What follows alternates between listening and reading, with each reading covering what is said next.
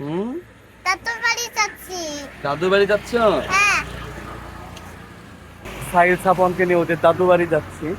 এখন বাজে রাত্রি 9টা। আর 1 ঘন্টার মধ্যে হয়তো ইনশাল্লাহ পৌঁছে যাব।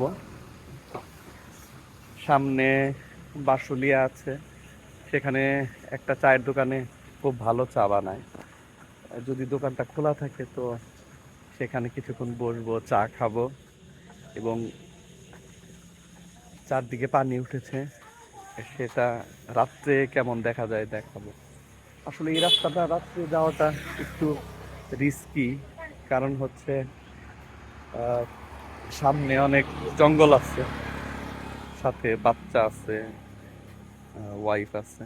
যাই হোক, দেখি, আশা করি ইনশাআল্লাহ আল্লাহ তাআলা ভালোভাবে পৌঁছে দিবেন।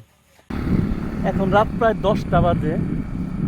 আমরা বাঁশুলিয়ায়, খুব সুন্দর বাতাস এখানে, কিন্তু খুব আসলে বেশি দেরি করবো না, কারণ হচ্ছে এখন এখানে মানুষজনও কম। আর তাছাড়া মানে এখন নৌকায় চড়ারও সময় না, বাড়ি যেতে হবে। দেখা হচ্ছে পরিবেশটা দেখা যাচ্ছে না, চারদিকে অন্ধকার, তো দোকানপাট সব কিছুই বন্ধ। খালি কয়েকটা দোকান খোলা। হ্যাঁ, কয়েক দোকান খোলা, অল্প কিছু লোকজন আছে, কিন্তু মানে রাত্রের পরিবেশটাও অন্যরকম। রাত্রে পরিবেশ তো অনেক দেখো এই যে সুন্দর। ঢেউটা দেখা মানে বোঝা যাবে না। না না বোঝা একবার অন্ধকার, তো মানুষজনও নাই। কিন্তু দেওয়া একদম সুন্দর, দেওয়া একদম সাধারণ। যাই হোক, থামতে চাইছিলাম, থামলাম আর কি। আমার জুতা এখন যে বাসায় পৌঁছাইতে হবে। আমার জুতা হারিয়ে গেছিল। ঠিক আছে, ভালো থাকবেন।